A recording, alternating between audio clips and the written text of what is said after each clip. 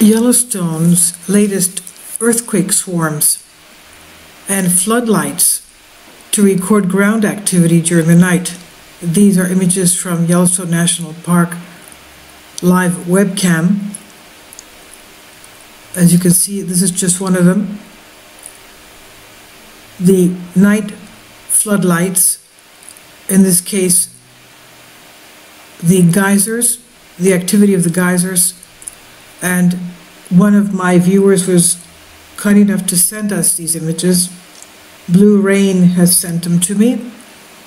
She was kind enough to, she's interested enough to go into the trouble of making copies of the images, sending them to me, and I would like to update you with these because it's important to know that we're not being told everything that's going on there, everything that's taking place. As we know, Yellowstone is a supervolcano. There are some who say that it's overdue. There are others who say it may take tens of thousands of years to erupt again. There are those who say that the eruption may be smaller than it was 640,000 years ago, the last big eruption that we had. But even a small eruption would be huge compared to, for example, what we had in Mount St. Helens in 1980. Every time we have a new update on what is underneath the caldera, we find that there are at least two huge magma bodies, and also sitting in between them is a solid piece of sill, which is believed to be part of the Pacific tectonic plate, lodged underneath the North American plate. And also we know that Yellowstone is on a ring of fire. And here are the images of the seismograph reading. These are the signatures showing the latest earthquakes. And you can see here, for example, they're endless, one on top of the other. And these are not being recorded properly. They're not being reported to us anyway, unless you go into the trouble to see what's going on in the website. And these are, of course, I've tried to enhance the light so that you can see better because they're night images. These are the areas where the floodlights had been positioned. And here we go again, floodlights, and you'll see some of these things coming out of the ground are not only, for example, this one here, it's not just steam that's coming out, it seems to be lighting itself up. It's not just steam, it's something else. Is it ignited gas? I have no idea, I'm not a geologist, but these are the areas that are under floodlights, as we'll see. And for example, this one, you see a bulge on the left-hand side, and the bulge is a lot, okay, this is again the floodlights with a farther view, and again more floodlights, and you see the geysers here in the background. And this is a very unusual thing taking place. And upcoming now you'll see something of a geyser, and it's, what is that? It lit itself up. How is that flaming itself? Is it some kind of a little bit of trickling of lava, or is that a volcanic glass that's flamed? I have no idea. The same thing here, as you can see.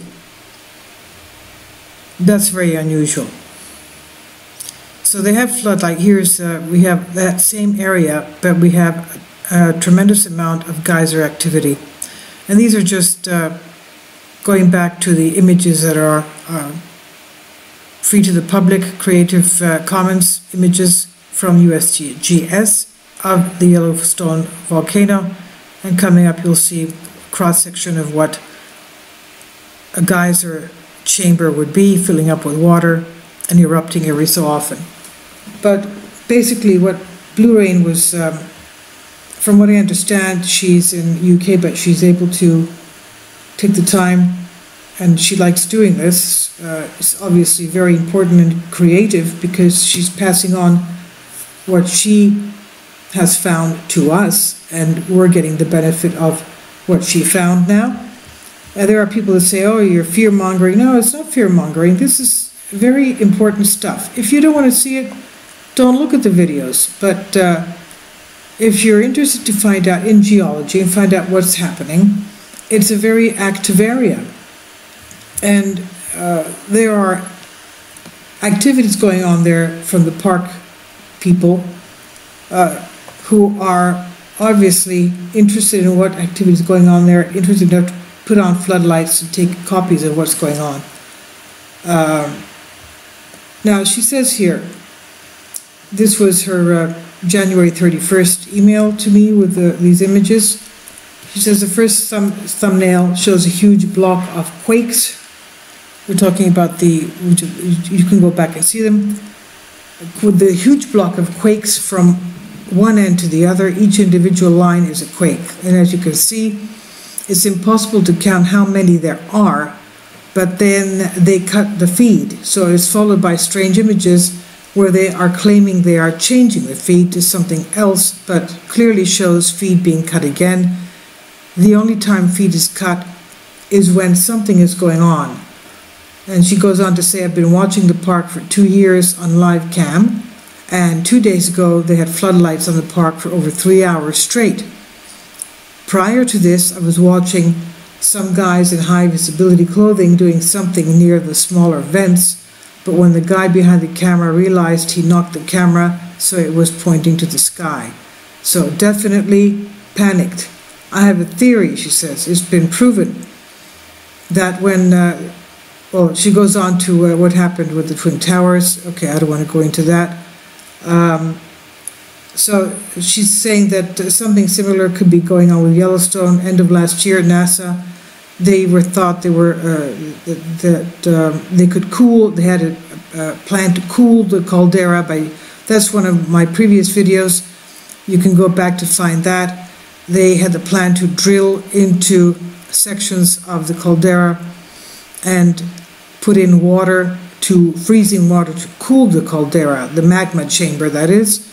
Now, there are those who say if you do that, you may even end up bringing up an explosion faster than the normal time, the natural time of the volcano to blow, because if you make a mistake, then that's the end of it. So they're trying to do something to mitigate it, to release the pressure or to cool it down, sort of stall the natural time period that it could take to slow it down. They want to slow it down so that it doesn't erupt. It erupts slower than faster. Anyway, and she goes on to say, I believe this was clearly a side story to occupy everyone, that is the cooling of the caldera. She says that they're not telling us the truth about the earthquakes and the uplift. She's talking about the bulging of the area of the caldera.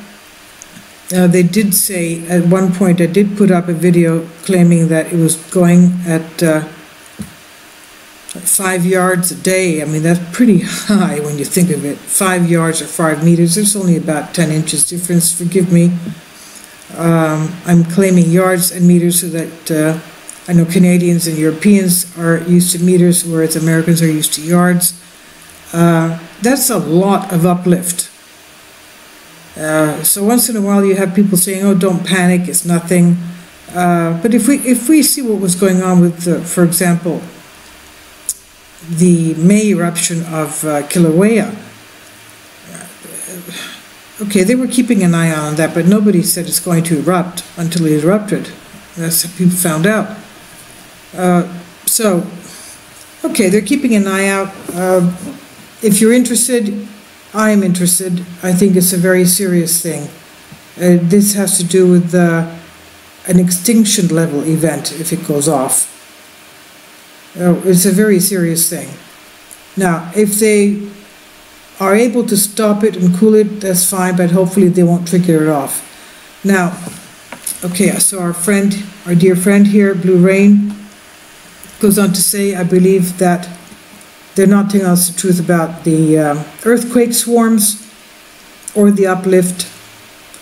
Then she says, they're raving on about meteors or a meteor hit, but Yellowstone is what is causing the our concern here. So this is very important. Now, concerning the geysers,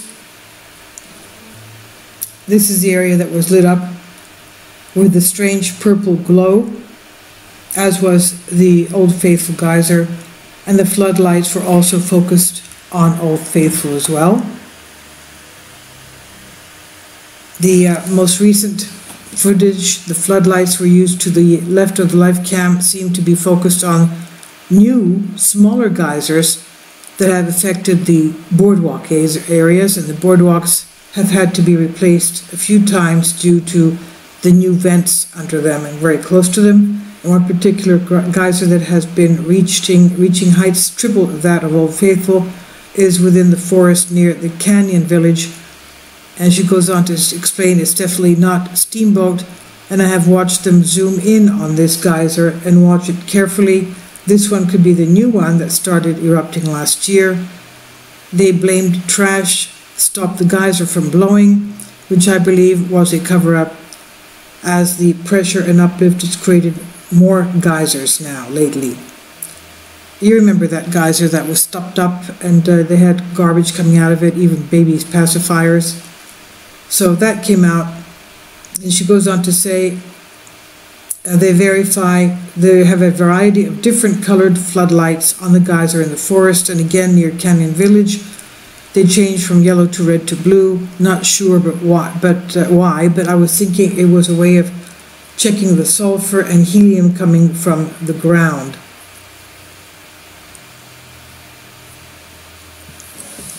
Okay, so USGS, we know that they do not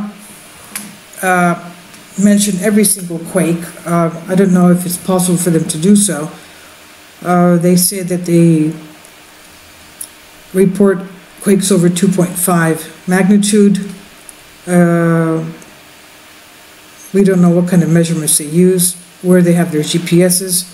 Now, the earth, if you search the Yellowstone earthquake thumbnail, check on each one, and it will give you several weeks of data that was once hidden during the government shutdown, and there you'll find all the proof you need to show USGS having that information, holding that she says it could be under-reporting that information. She says, I don't know why they were and are still using the floodlights, but it's clear they are monitoring something. So I thank her very much. That's a very wonderful effort on her part for doing that, for giving this to us. And we'd like to have your feedback, and if you have anything more to give us. Blue Rain, thank you very much for your help. So we'll have more updates on Yellowstone. I know a lot of you are looking forward to these videos. Thank you for your support, and more will be coming. And we also thank Blue Rain for her feedback and information.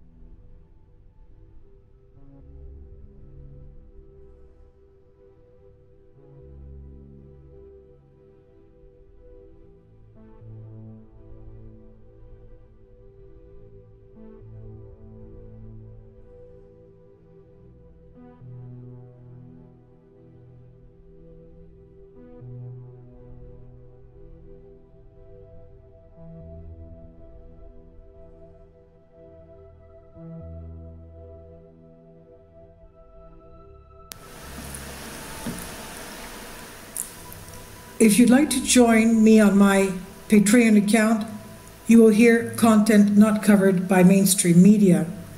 These riveting stories will be based on my research, and I will state my opinions and give my personal insight on diverse and controversial subjects and world events not covered by mainstream media, and not supported by YouTube guidelines. So whatever I have on my Patreon, most of those will not be on my YouTube channel. Please consider becoming a member today. More of the most significant and important videos will be on my Patreon channel. Your support helps me to continue my research and keeps this YouTube channel alive. And we depend on your support, your generous charity, because we help economically challenged families here in Athens, Greece, in Kapota, and we also help the young generation with university tuition and the community around our church. Thank you.